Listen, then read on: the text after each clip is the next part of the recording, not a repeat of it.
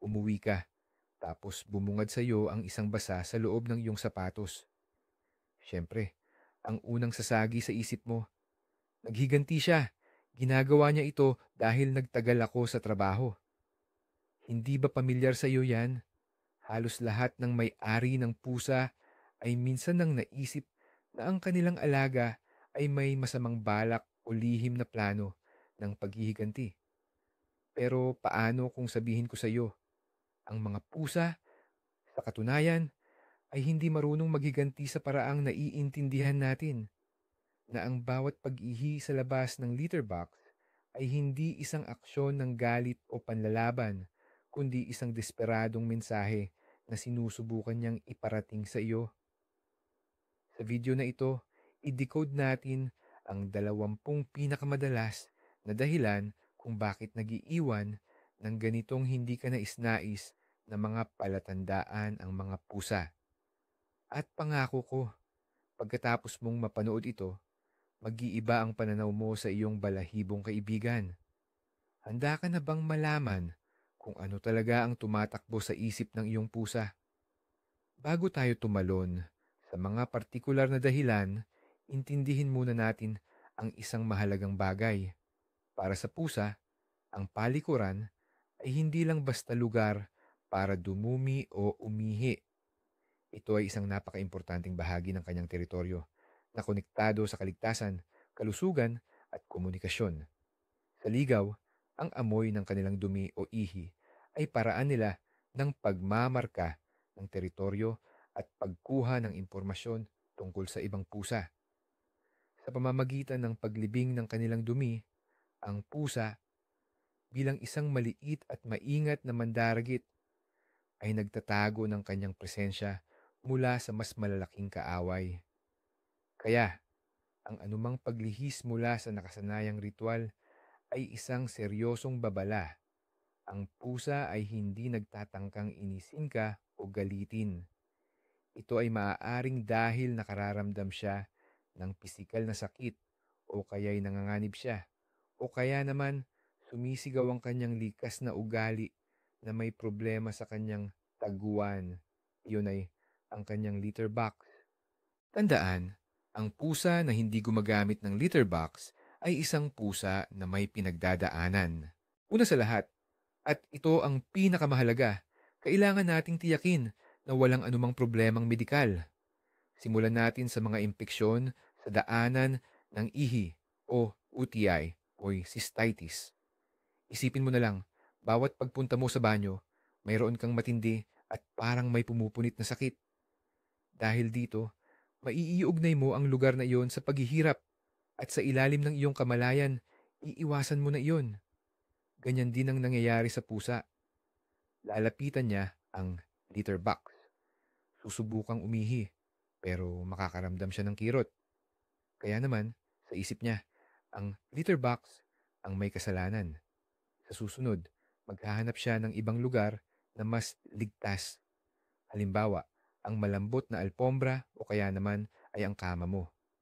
Ginagawa niya ito dahil desperado ang utak niya na makahanap ng paraan para maiwasan ang sakit. Ang mga palatandaan nito ay ang madalas na pag-ihi, pag-iyak, pagmiyaw habang umiihi at mga patak ng dugo sa ihi. Hindi ito pagiging maselan o kalokohan. Isa itong seryosong karamdaman na nangangailangan ng agarang atensyon mula sa veterinaryo. Ang pagpaparusa sa ganitong sitwasyon ay magpapalala lamang sa stress at sakit ng alaga nyo. Kaya imbis na magalit, magpakita ng pag-unawa at dalhin agad ang pusa sa doktor. May isa pang seryosong kondisyong medikal na madalas na pagkakamalang bad behavior. Ito ang urolithiasis o mas kilala sa tawag na bato sa pantog, bladder stones.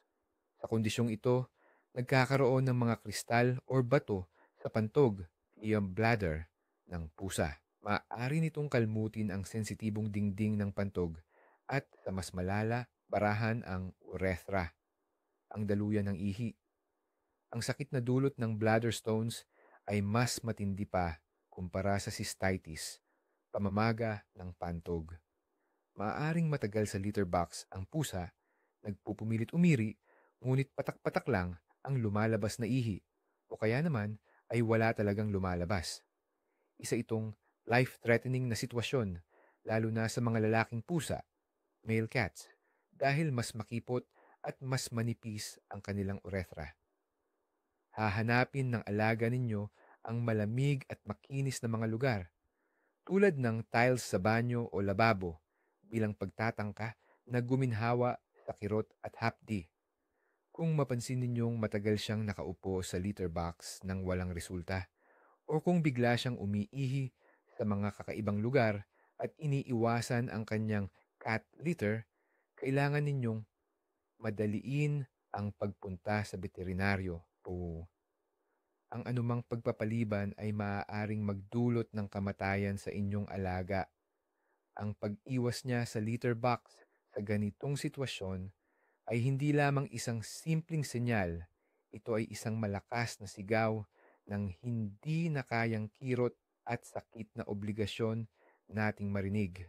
Naisip mo na ba na ang dahilan kung bakit nagiiwan ng baha sa sahig ang alaga mo ay dahil sa pananakit ng kasukasuan?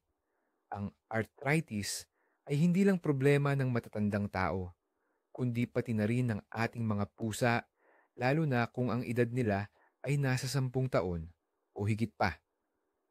Para sa pusang masakit ang paa o likod, ang pagtalon sa litter box na mataas ang gilid ay parang pagakyat sa ikalimang palapag ng walang elevator para sa taong masakit ang tuhod. Masakit at mahirap iyon. Sa tuwing nilalampasan niya ang hadlang na ito, nakararamdam siya ng matinding diskomportable. At sa paglipas ng panahon, iiwasan na niya ang pinagmumula ng sakit. Pipili siya ng mas madaling puntahan kung saan hindi niya kailangan ipilit ang masakit na kasukasuan.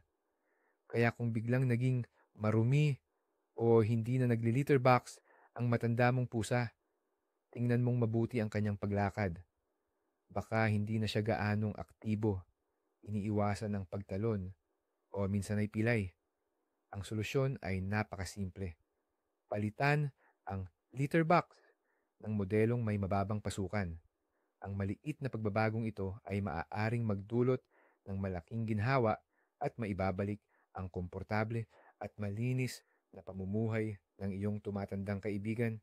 May mga sakit din sa sistema ng katawan ang pwedeng maging sanhi ng problema sa paggamit ng litter box. Halimbawa na dyan ang chronic renal failure o kaya naman ay diabetes. Parehong nagdudulot ang mga sakit na ito ng polydipsia o sobrang pagkauhaw at kasunod nito, polyuria na nangangahulugang madalas at maraming beses siyang umiihi. Sa madaling salita, ang pusa ay umiinom at umiihi ng mas madalas kaysa dati. Dahil dito, mas mabilis napupuno ang kaniyang pantog at baka hindi na lang siya umabot sa litter box. Dagdag pa, mabilis ding dumudumi at nagiging marumi ang lalagyan na maaaring magtaboy sa hayop na likas na malinis. Mapapansin mo na laging walang laman ang kaniyang lalagyan ng tubig at may mga malalaking kalat ng ihi sa iba't ibang parte ng bahay. Hindi ito nangangahulugan na naging pabaya na ang pusa. Ipinapakita lang nito na may problema sa kaniyang katawan at kailangan niya agad ng tulong ng isang espesyalista.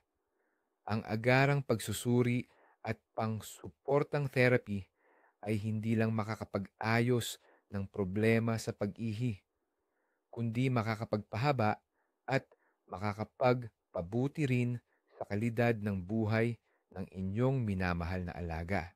Ang mga problema sa pagdumi ay hindi lang konektado sa urinary system.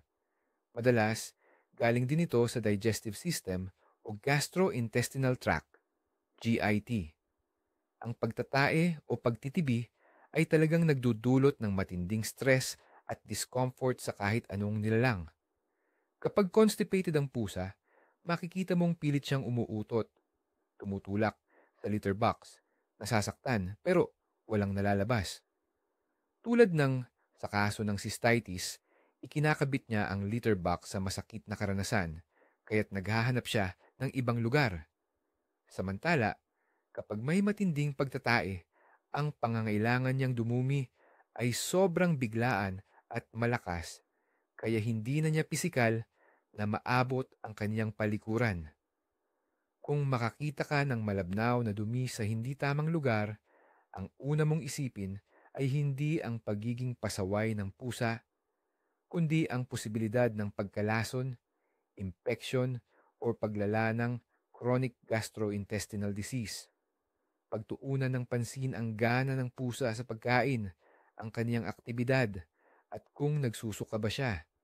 Anumang pagbabago o abnormalidad sa kalusugan ng pusa na may kasamang problema sa dumi ay sapat ng dahilan para agad dalhin siya sa veterinaryo. Ngayong na-check na natin at naisama sa listahan ang mga pinaka-obvious na problemang medikal, pag-usapan naman natin mismo ang litter box. At ang una, pinakasimpleng dahilan pero siya ring pinakamadalas ay ang maduming litter box. Isipin mo na lang, pumasok ka sa isang pampublikong banyo at grabe ang dumi, hindi mo na halos maitapak ang paa mo. Hindi ka siguro gaganahan gumamit noon, di ba? Tandaan, ang pang-amoy ng pusa ay 14, 14, na beses na mas matalas kaysa sa atin. Ang tingin natin na pwede pa o tolerable pa ay para sa ilong ng pusa. Matinding atake na ng masamang amoy o parang gas attack. Sa likas na kalikasan ng mga pusa, sila ay talagang napakalinis.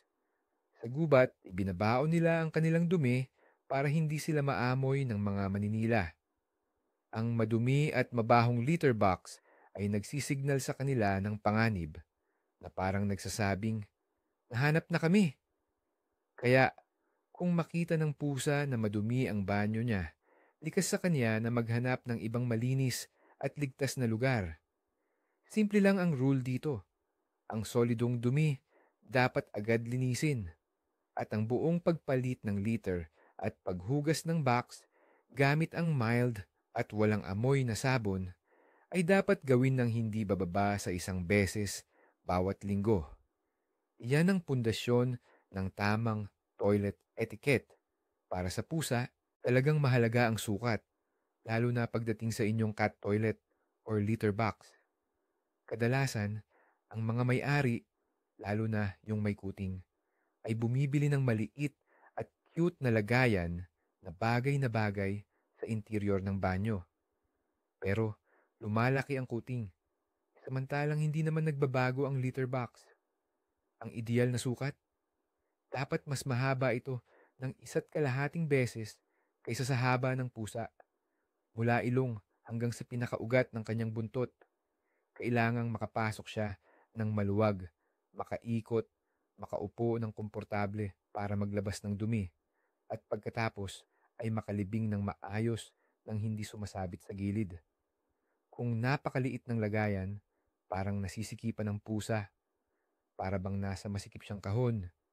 Hindi siya komportable, maaaring sumablay pa siya or madumihan ang kanyang mga paa na talagang hindi niya gusto. Ang resulta, hahanap siya ng mas malaking espasyo tulad na lang ng Persian carpet ninyo. Kaya, kung lumaki na ang pusa ninyo at ngayon lang nagsimula ang problema sa pagdumi, sukatin nyo lang siya at ang kanyang litter box. Malamang, panahon na para i-upgrade at bumili ng mas malaking modelo. Hindi lang sukat ang mahalaga, kundi pati na rin ang klase ng litter box. Sa ngayon, marami talagang mapagpipilian sa merkado. May bukas, may sarado na parang maliliit na bahay, may matataas ang gilid, may screen, at meron ding automatic na naglilinis ng sarili. Pero, ang sa tingin nating maganda at praktikal para sa atin, baka hindi pala komportable o baka bangungot pa para sa pusa. Halimbawa na lang ang closed litter boxes, yung mga parang bahay-bahay. Oo, natatago nila ang dumi at hindi kumakalat ang masamang amoy. Pero maraming pusa ang nakakaramdam na para silang nakakulong o nalo trap. Sa loob ng saradong espasyo, mas kumakapal ang amoy. At dahil iisa lang ang labasan, baka mablock pa ito ng ibang pusa o kaya naman ay ng isang bata. Kaya naman, nakakaramdam ang pusa ng pangamba or pagiging mahina, vulnerable. Ang litter box na masyadong mataas ang gilid ay magiging pahirap sa mga kuting, sa matatandang pusa, or sa mga may karamdaman. Maaari namang matakot ang pusa sa automatic litter boxes dahil sa ingay na nalilikha ng cleaning mechanism. Kaya ang pinakamahusay at pinaka-universal na option na karaniwang gusto ng halos lahat ng pusa ay ang simpleng, malaki at bukas na tray or litter box na may komportabling taas lang ng gilid. Kung magpapalit ka ng klase ng tray, siguraduhin mong nakalagay pa rin ang luma sa tabi nito para may opsyon ng pusa mo. Isipin nyo, buong buhay kayong naglalakad sa malambot na buhangin. Tapos, bigla kayong pinilit na maglakad ng nakayapak sa matutulis na graba. Masakit at nakakainis yun, tama ba?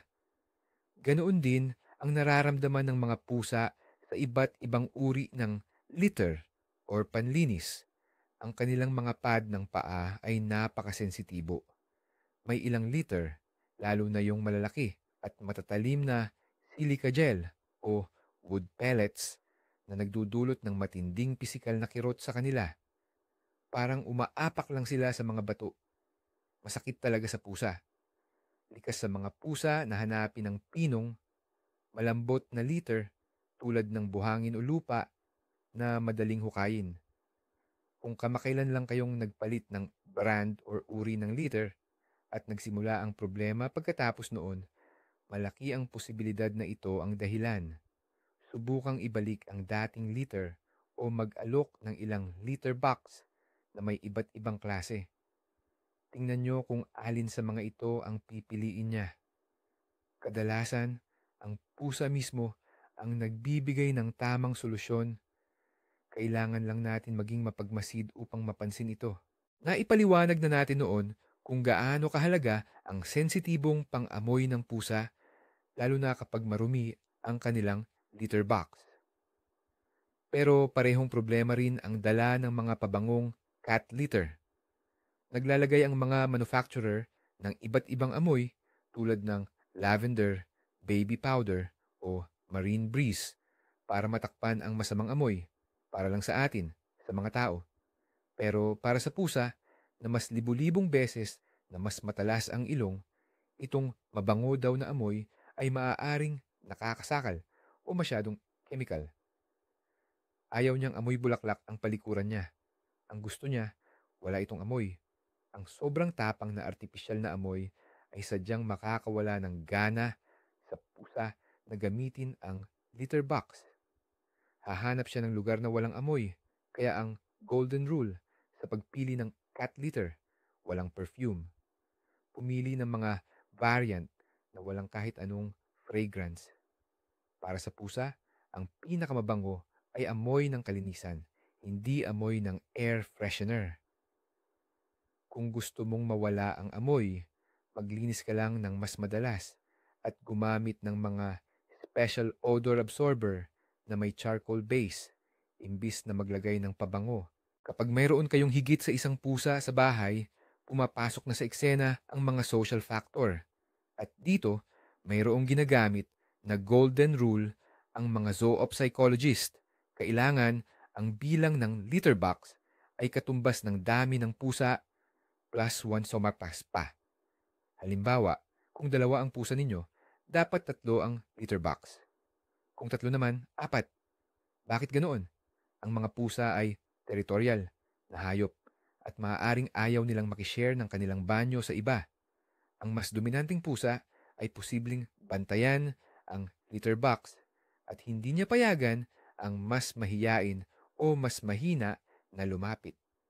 Sa huli, wala nang mapupuntahan ng pangalawang pusa at maghahanap na lang siya ng ibang alternatibong lugar. Ang pagkakaroon ng maraming litter box na nakakalat sa iba't ibang bahagi ng bahay ay nagbibigay ng opsyon sa mga pusa at binabawasan nito ang kompetisyon para sa isang resource. Sa ganitong paraan, may iwasan ng mga alitan at masisiguro na ang bawat alaga ay may access sa malinis at ligtas na banyo anumang oras. Huwag magtipid sa litter box kung marami kayong alaga. Isa itong investment para sa kalinisan ng inyong bahay at sa kapayapaan ng isip ng inyong mga pusa. Kahit gaano pa kaganda ang inyong litter box o kasikat ang litter na gamit ninyo, hindi pa rin ito gagamitin ng pusa nyo kung mali ang pwesto. Saan ba kadalasang inilalagay ng mga tao ang palikuran ng kanilang pusa? Sa banyo, sa kubeta, o kaya naman sa pasilyo. Kadalasan, sa tabi pa ng washing machine, yung bigla na lang uugong at iingay ng malakas. O kaya naman, sa madalas na dinadaanan kung saan panay ang yabag ng tao at kalabog ng pinto. Para sa pusa, ang pagdumi ay isang sandali ng pagiging vulnerable. Kailangan niya ng pakiramdam na siya ay ganap na ligtas. Ingay, gulo, at biglaang malalakas na tunog. Lahat ng ito ay nagdudulot ng stress at nagpapalayo sa kanila sa litter box. Isa pa, huwag ninyong ilalagay ang litter box malapit sa lalagyan ng kanilang pagkain at tubig. Walang hayop ang kakain sa tabi ng kanilang inidoro.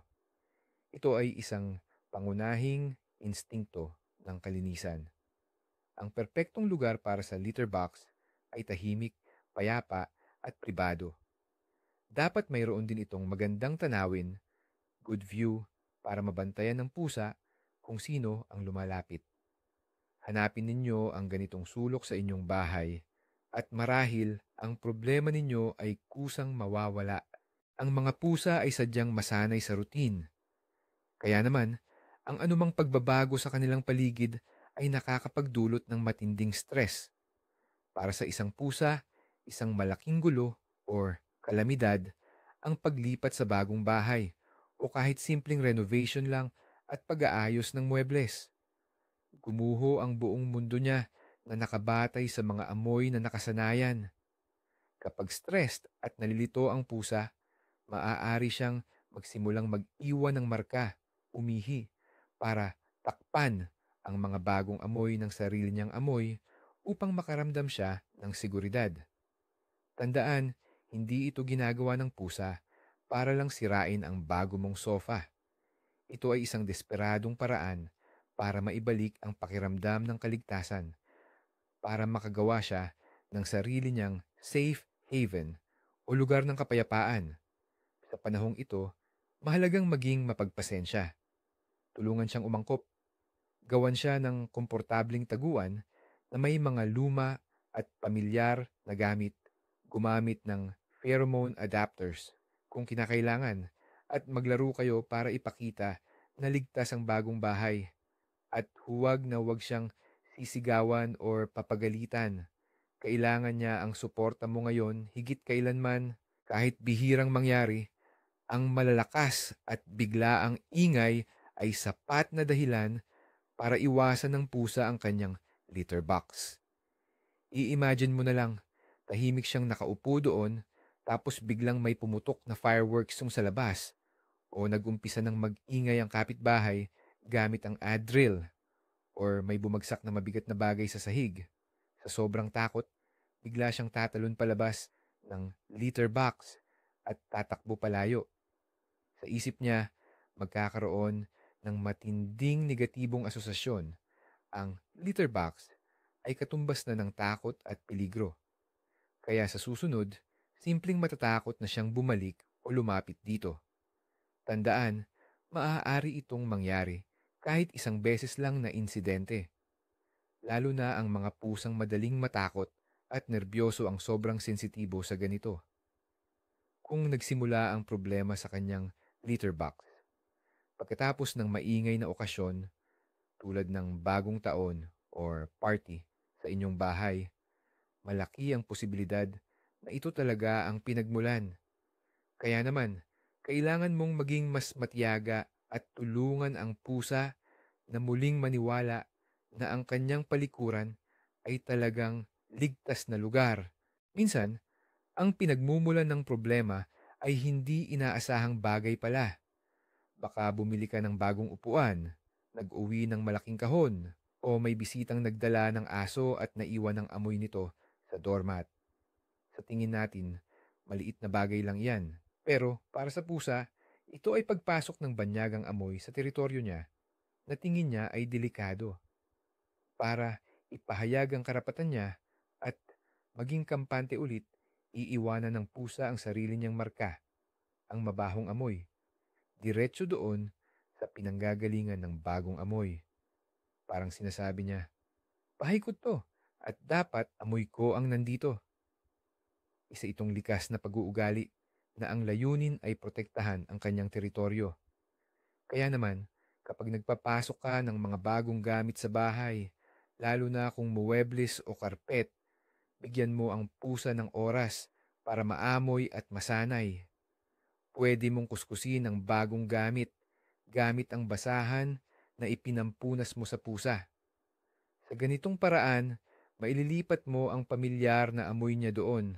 Ang negatibong koneksyon sa litter box ay hindi lang dahil sa takot nagmumula. Halimbawa, maaaring hinuli mo ang pusa malapit sa kanyang palikuran para bigyan ng gamot na hindi niya gusto o kaya'y para turukan o mas malala pa kung pinarusahan mo siya sa pamamagitan ng pagtutok ng kanyang ilong sa kanyang ihi o dumi at saka mo siya dinala sa litter box. Sa isip ng hayop, ang lugar na ito ay may uugnay na sa parusa, pananakit, at mga hindi magagandang karanasan. Natural lang na iwasan niya ang lugar na iyon sa abot ng kanyang makakaya. Anumang negatibong interaksyon na nangyari malapit sa kanyang palikuran ay maaaring makawala ng ganang gamitin ito ng pusa ng matagalan. Kaya tandaan, ang paligid ng litter box ay dapat 100% positibo at ligtas. Huwag kang magagalit o magpaparusa sa pusa malapit sa kanyang palikuran. Lahat ng hindi kaaya-ayang medical procedures o paggagamot ay dapat gawin sa ibang silid. Kapag marami kayong alaga sa bahay, maaaring mag-ugat sa tagong alitan o hidden conflicts ang pagtanggi nilang gumamit ng litter box. Maaaring takutin o ibuli ng isang pusa ang isa pa, kaya hindi ito makagamit ng maayos ng mga karaniwang resource. Kasama na ang litter box. Ito ang tinatawag na resource guarding o pagharang sa resource. Maaaring hindi ninyo napapansin ang lantad o direktang pagsalakay. Ang pananakot ay maaaring ipahayag sa pamamagitan ng matinding pagtitig, pagharang sa daan papunta sa litter box, or paghis kapag may pusang lalapit.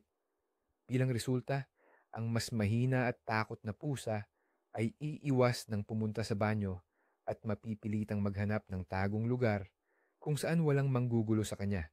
Halimbawa, sa likod ng sofa or sa loob ng aparador. Kung marami kayong alaga at isa lang ang may problema sa litter box, kailangan ninyong obserbahan ng mabuti ang kanilang pakikipag-ugnayan.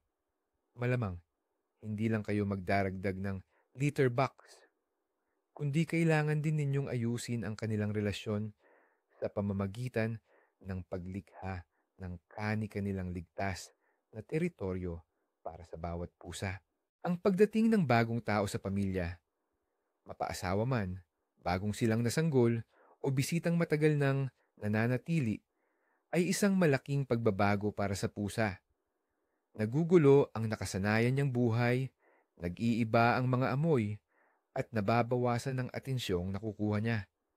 Dahil dito, nakararanas siya ng matinding stress at selos. Ganoon din ang epekto kapag may dumating na bagong alaga. Nararamdaman ng pusa na nanganganib ang kaniyang teritoryo at ang posisyon niya sa pamilya. At ang isa sa mga paraan niya para harapin ang stress na ito ay, muli, ang paghihi o pag-spray, territorial marking, sa paligid. Sa pag-iwan niya ng amoy sa mga gamit ng bagong miyembro ng pamilya, sinusubukan niyang ihalo ang kaniyang amoy sa amoy nito. Para bang isinasama niya ito sa kaniyang grupo o di kaya naman ipinaglalaban niya ang kaniyang karapatan. Sa panahong ito, napakahalagag bigyan mo ang pusa ng mas maraming atensyon. Ipakita sa kanya na mahal mo pa rin siya at ang lugar niya sa pamilya ay hindi magbabago. Minsan, ang tinatawag nating protesta sa pag-ihi or pag-ihi sa labas ng litter box ay isang paraan lang para humingi ng atensyon. Kapag nakakaramdam ng pag-iisa ang pusa o kung bihira siyang kalaruin at kausapin, maaari siyang gumawa ng ganitong klasing mapaminsalang kilos. Mabilis niyang natututunan na kapag may ihi sa lugar na madaling makita, siguradong magkakaroon ng matinding reaksyon ang kanyang amo. Kahit pa negatibo, reaksyon pa rin iyon. At iyon ay atensyon. Hindi ito ginagawa ng pusa dahil sa pagkasuwail. Ito ang paraan niya ng pagsasabi, "Uy, nandito ako. Pakipansin naman ako. Naiinip at nag-iisa ako." Kung palagi kang nagtatrabaho at maghapon siyang naiiwan mag-isa, pero ang problema sa pag-ihi ay nangyayari lang kapag nasa bahay ka. Mag-isip-isip ka. Siguro, kulang lang talaga sa interaksyon ng alaga mo. Subukan mong maglaan ng 15 hanggang 20 minuto bawat araw para sa aktibong paglalaro kasama ang pusa. Makakatulong ito na maibsan ang kanyang stress at mapatatag ang inyong koneksyon. Sa ganoong paraan, kusa nang mawawala ang pangangailangan niyang gumamit ng kakaibang paraan para lang mapansin. Panghuli, huwag nating kalimutan ang mga pagbabagong dala ng katandaan. Ang mga pusa, lalo na yung matatanda na, ay katulad din ng tao. Maaari silang magkaroon ng cognitive dysfunction o mas kilala natin bilang senile dementia o matinding pagkalimot. Dahil dito, baka nakakalimutan na niya kung nasaan ang kanyang litter box. Maaari siyang magmukhang lito, paikot-ikot lang sa bahay na walang direksyon at malakas na umiiyak tuwing gabi. Sa ganitong kalagayan, nagiging imposible na para sa kanya na maalala kung saan ba talaga siya dapat pumunta. Kung kaya't doon na lang siya umiihi o nagdudumi kung saan siya inabutan ng pangangailangan. Dagdag pa rito, kadalasan ding humihina ang paningin at pang-amoy ng mga matatandang hayop. Nagpapahirap din ito sa paghahanap niya ng kaniyang palikuran. Kung ang pusa mo ay may edad na at napapansin mo ang mga sinyalis ng pagkalito, ipakita mo ang pinakamataas na antas ng pasensya at pag-aaruga. Siguro, makakatulong kung maglalagay ka ng karagdagang litter box sa mga silid kung saan siya madalas tumatambay para hindi na siya mahirapan. Tandaan, hindi niya ito kasalanan. Ito ay dahil sa katandaan lang at nangangailangan siya ng iyong tulong at pang-unawa. Kaya natalakay na natin ang 20 dahilan at kitang-kita naman natin na wala ni isa sa mga ito ang may kinalaman sa paghihiganti. Ang pinakamahalaga at marahil ay nakakagulat na konklusyon ay ito. Ang inyong pusa ay hinding-hindi gumagawa nito para mambwisit lang. Ang pag-ihi sa labas ng litter box ay ang tanging paraan niya para ipaalam ang isang problema. Maaring ito ay dahil sa sakit, takot, stress o kaya naman ay simpleng pagkailang. Ito ay isang panawagan para sa tulong. Kaya bilang nagmamahal na may-ari, ang ating tungkulin ay huwag magalit o magparusa, kundi unawain kung ano ba talaga ang gusto niyang iparating sa atin. Minsan, ang solusyon sa problemang akala natin ay imposibleng lutasin ay napakasimple pala. Palitan ang litter, ilipat ang litter box ng kaunti, or bumili ng mas mababang lalagyan para madali siyang makapasok. Sa kabilang banda naman, minsan ang ihi ay nagiging unang sintomas ng isang malubhang sakit. At sa pagkonsulta agad sa veterinaryo, maililigtas mo ang buhay ng iyong alaga. Ang inyong pusa ay hindi masamang nilalang. Siya ay kaibigan mong hindi lang marunong magsalita at nagtitiwala siya sa iyo. Maraming salamat sa panunood ng video na ito hanggang dulo. Kung naging kapaki-pakinabang ito para sa iyo, i-like mo na at mag-subscribe sa channel para hindi mo mapalampas ang iba pang sikreto mula sa mundo ng ating mga alaga. Ngayon, may tanong ako sa inyo. Naranasan nyo na ba ang problemang ito? Ano ang nakatulong sa inyo? Ibahagi ang inyong karanasan sa comment section dahil ang inyong kaalaman ay makakatulong sa iba